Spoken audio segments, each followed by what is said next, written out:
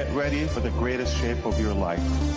আসসালামু আলাইকুম সম্মানিত ভিউয়ার্স, নতুন ভিডিওটিতে আপনাদেরকে স্বাগতম জানাচ্ছি এবং সেই সাথে সাথে বলবো যে ও নিউজ 3 তে আপনাদেরকে স্বাগতম জানাচ্ছি। আপনারা অবশ্যই ভিডিওটি দেখবেন। আমাদের ভিডিওটি আজকের যে নতুন পপআপ এসেছে সেটা নিয়ে আমরা কথা বলবো যে সেখানে আসলে কি কি তথ্য আমাদের জন্য দেয়া আছে। আপনারা অবশ্যই আমাদের সাথে থাকবেন, কারণ ভিডিও দেওয়ার মূল অর্থই হলো যে আপনাদেরকে অন প্যাসিভ সম্পর্কে সর্বাগ্রে সঠিক তথ্যটি আপনাদের সাথে শেয়ার করা। আমরা জানি যে আমাদের ও নিউজ থেকে আমরা কিন্তু সবসময় সঠিক তথ্য পেয়ে থাকি, কারণ অ্যাশ স্যার নিজে ওইখানে আমাদের যে OES আছে সেখানে কিন্তু সকল তথ্য আমাদের সাথে শেয়ার করেন।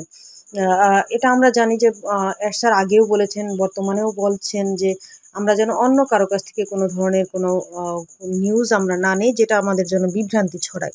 তো সেই ক্ষেত্রে চলুন আমরা জেনে নিই আসলে আমাদের জন্য কি কি তথ্য এসছে। তো আমাদের এখানে আমরা যেটা দেখতে পাচ্ছি যে OES এ নতুন পপআপ এসছে আজকে, আপনারা জানেন যে 11 তারিখ। তো সেখানে বলা হচ্ছে যে তুমি সত্যের জন্য সত্য জানার জন্য যোগ্য। তো সত্য জানার জন্য যেহেতু আমরা যোগ্য, আমরা এখানে ফাউন্ডিং মেম্বার, এটা আমাদের জন্য আসলে বাস্তবতা, এটা এমন কিছু নয়। তারপরেও আমরা এটা জানার জন্য অধীর আগ্রহে আমরা কিন্তু সবসময় থাকি যে আসলে কি হচ্ছে কোম্পানির এই মুহূর্তে, কি অবস্থা, আমরা কত দূর আছি, আমাদের সামনে কবে আসলে আমরা এই সুপ্রশস্ত রাস্তাটা আমরা দেখতে পারবো এবং আমরা নির্বিঘ্নে আমাদের যে যাত্রা সেটা সম্পূর্ণ করতে পারবো। তো বলা হচ্ছে তুমি যা শুনেছ যা তার সত্ত্বেও অনপ্যাসিভ কখনো বাইরের কোনো শক্তি দ্বারা বন্ধ হয়ে যায়নি। অনেক সময় আমরা চিন্তা ভাবনা করি বা কারো কাছ থেকে কোনো ইনফরমেশন পাই যে অনপ্যাসিভ বন্ধ হয়ে গিয়েছে, অনপ্যাসিভ আর কখনো চালু হবে না। সেটাই বলা হয়েছে এখানে যে আসলে অনপ্যাসিভ কোনো শক্তি দ্বারা বন্ধ হয়ে যায়নি, কোনো সংস্থা আমাদের দরজা বন্ধ করেনি, কোনো সংস্থায় আমাদের দরজা বন্ধ আসলে করার কোনো যে চেষ্টা অপচেষ্টা সেটা হয়তো বা ব্যর্থ হয়েছে, করতে পারেনি। পরিবর্তনের জন্য আমরা কার্যক্রম বন্ধ করার জন্য একটি সচেতন অভ্যন্তরীণ সিদ্ধান্ত নিয়েছিলাম। যেহেতু বিভিন্ন দিক থেকে বিভিন্ন ধরনের কিছু সিচুয়েশন, এমন কিছু সিচুয়েশন ক্রিয়েট হচ্ছিল যেটা আমাদের জন্য ভালো ছিল না।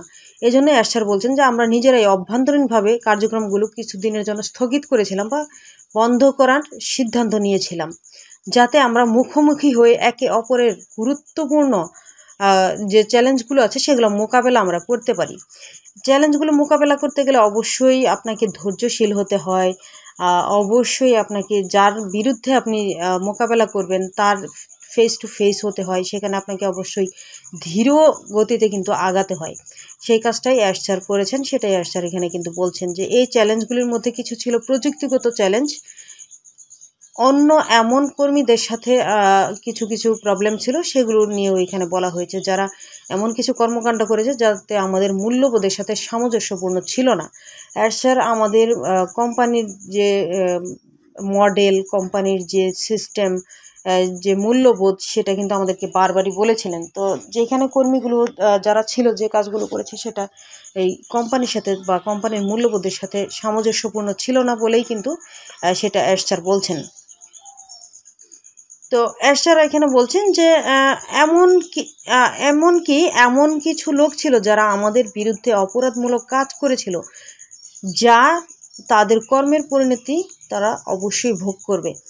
এখন এটা আসলে সচরাচরই হয় যে প্রত্যেকেই একটা ভুল করলে তার জন্য পাপ করলে বা অপকর্ম করলে যেমন শাস্তি পেতে হয়, এখানেও একই কথা বলছেন যে এই যে যারা যারা এই কাজগুলো করেছেন তাদেরকে কিন্তু আইডেন্টিফাই করা হয়ে গিয়েছে অলরেডি। অ্যাশ স্যারের কাছে কিন্তু সেই তথ্যগুলো আছে, তারা অবশ্যই এই অপকর্মের জন্য শাস্তি পাবে। যতই কুৎসিত হোক না কেন আমরা জয়ী হয়েছি, মানে এই যে পথ চলার যেটা ছিল, যেটা এখন পর্যন্ত আমরা অতিক্রম করতেছি, এটা অতিক্রম করতে গিয়ে আমরা কিন্তু বিভৎস কিছু সময় আমরা অতিক্রম করেছি। কারণ আমরা জানি যে এখানে যে ফাউন্ডিং মেম্বার যারা আছে, এমন অনেকেই আছে যে যা নিজের ভ্যান বিক্রি করে এখানে টাকা দিয়েছে, ফাউন্ডিং মেম্বারশিপ পজিশনটি নিয়েছে বা সাবস্ক্রিপশন ফি দিয়েছে। অনেক চা দোকানদার আছে বা এই ধরনের অনেক গরিব মানুষ আছে যারা দিন আনে দিন খায়, তারা কিন্তু এখানে একটা পজিশন নিয়েছে যে ভবিষ্যতে যেন তারা এখান থেকে কিছু জয়ী হতে পারে বা জয় করতে পারে।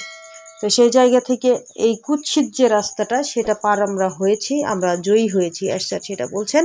তো এটা কংগ্রাচুলেশন, আসলে আমাদের প্রত্যেকের জন্যই খুব ভালো একটা নিউজ। এখানে আরও বলা হচ্ছে যে যখন কোনো পথ সংশোধনের প্রয়োজন হয় তখন প্রকৃত নেতৃত্বের অর্থ হলো চাকা হাতে নেয়া, আঙ্গুল তোলা নয়।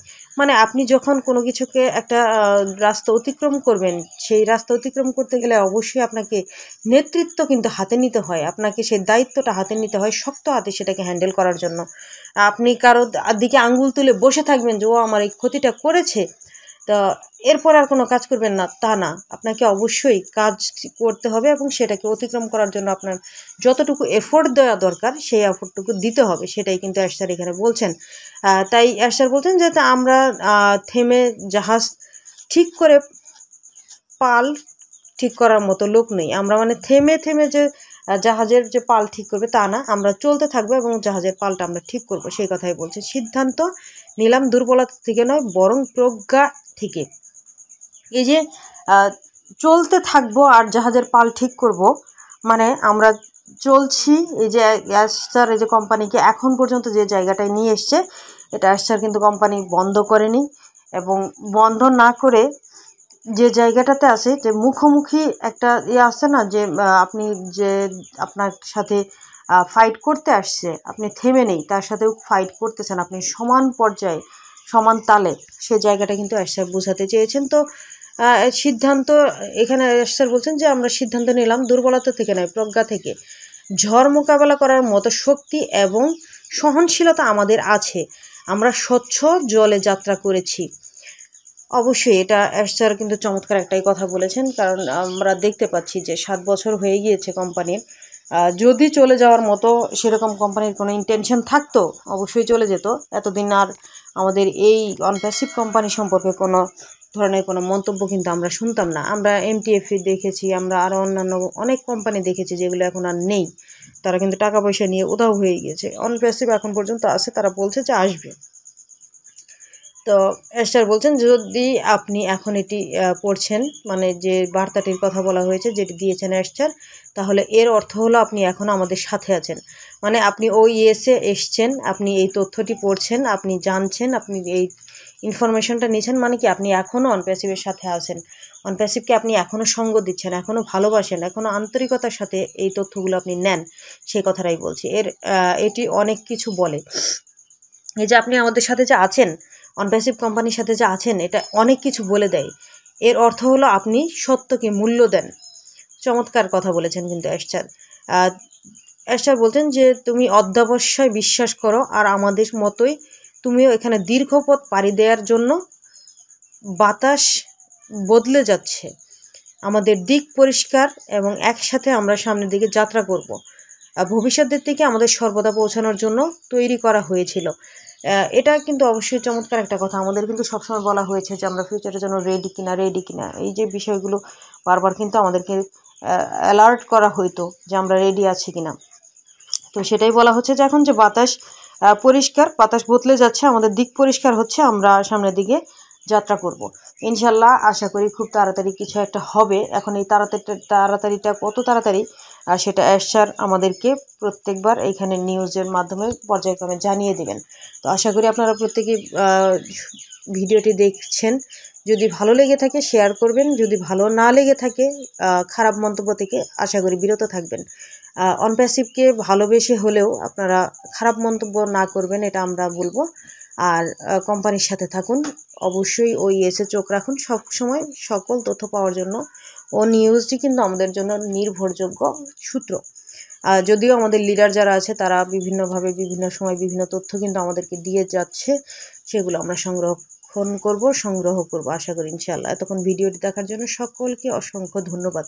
পরবর্তীতে আবারও দেখা হবে ইনশাল্লাহ অন্য কোনো ভিডিওতে। আল্লাহ হাফেজ, আসসালামু আলাইকুম।